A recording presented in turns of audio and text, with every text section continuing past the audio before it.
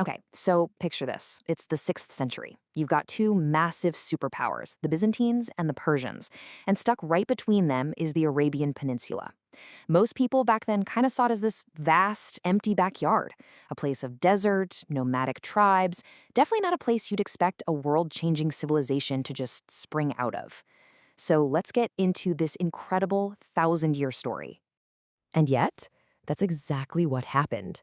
From this really unlikely place, a new power was about to rise that would totally redraw the map of the world and kick off a whole new chapter in human history. So, where does a story like this even begin? Well, it all starts with a single person, a new set of ideas, and the unification of a people who were about to set off on a journey that would change everything. Right, so in the city of Mecca around the year 570, a man named Muhammad began to receive revelations. Muslims believed these came directly from God, and they were later written down to become the Quran. At its heart, the message was pretty radical for the time: worship one God. After some tough years, Muhammad managed to do something nobody thought was possible. He united the warring tribes of Arabia into one community, one Muslim nation. But then, in 632, he died.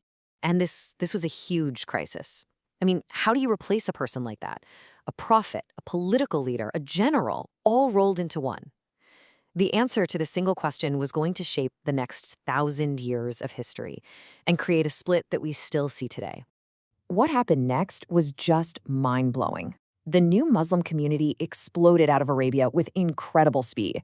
But as the empire got bigger and bigger, those internal arguments about who should be in charge just got louder. The whole community basically split right down the middle. One group, who we now call the Shia, believed that the leader had to be a direct descendant of the Prophet, through his son-in-law Ali. But the other group, the Sunnis, argued no, the leader, the Caliph, should be chosen from the wider community based on his own merit. It started as a political argument, but it quickly became the biggest religious divide in Islam. But even with all this infighting, the expansion just kept going under a new dynasty, the Umayyads. They set up their capital in Damascus and launched this second massive wave of conquests. I mean, look at this timeline. It's wild. In just a couple of decades, the empire stretched all the way from Spain to Pakistan. The advance into Europe was only stopped in 732. You know, empires built on constant fighting often burn out, and that's what happened to the Umayyads. In 750, a new dynasty, the Abbasids, took over, and they made a big change. Instead of more conquest, they decided to focus inward, build an amazing new capital, and that kicked off a golden age of science and culture.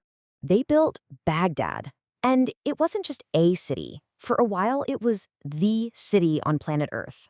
The biggest, the wealthiest, the smartest. Scholars there translated all the old Greek texts on science and philosophy, and that just sparked this explosion of new discoveries in medicine, math, astronomy, you name it.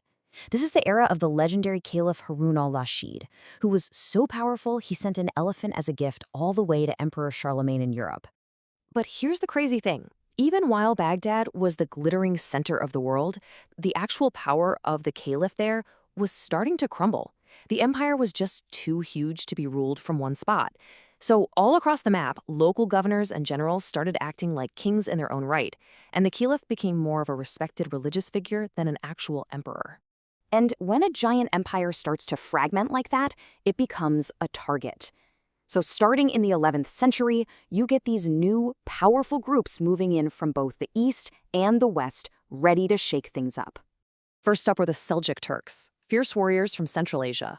They rode in, converted to Sunni Islam, and basically took over the day-to-day running of Baghdad. They called themselves Sultan, which means authority, and they became the new military muscle protecting the caliph.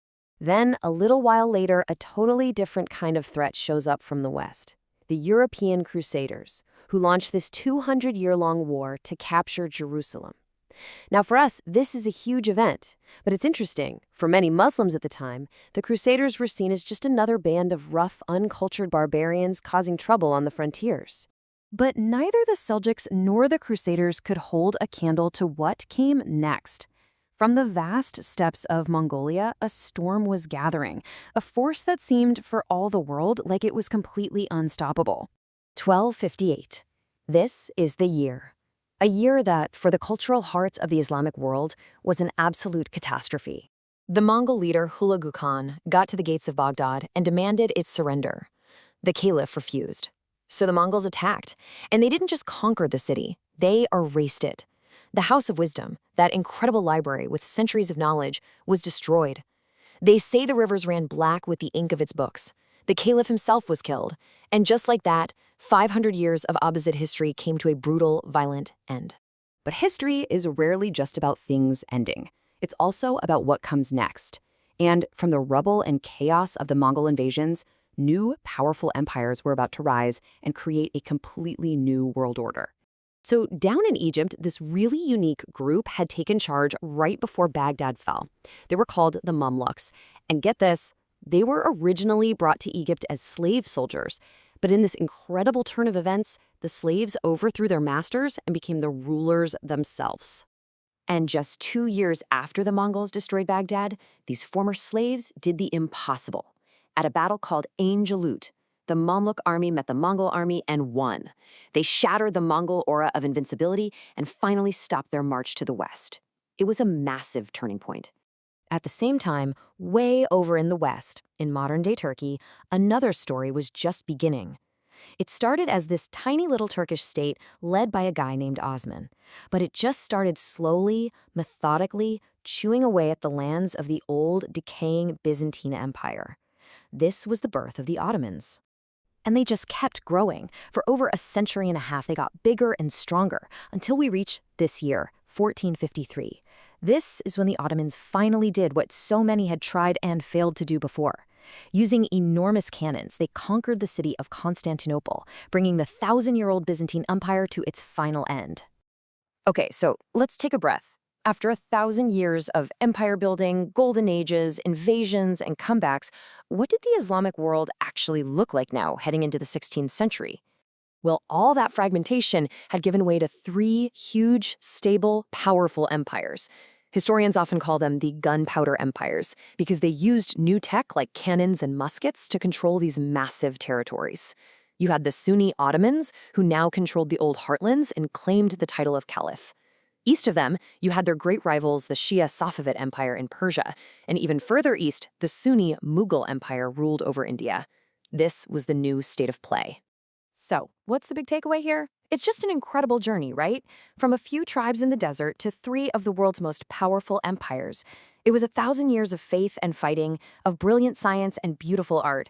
And the legacy of all those triumphs, all those tragedies, and all those discoveries, well, it continues to shape our politics, our culture, and our world in profound ways, right up to this very moment.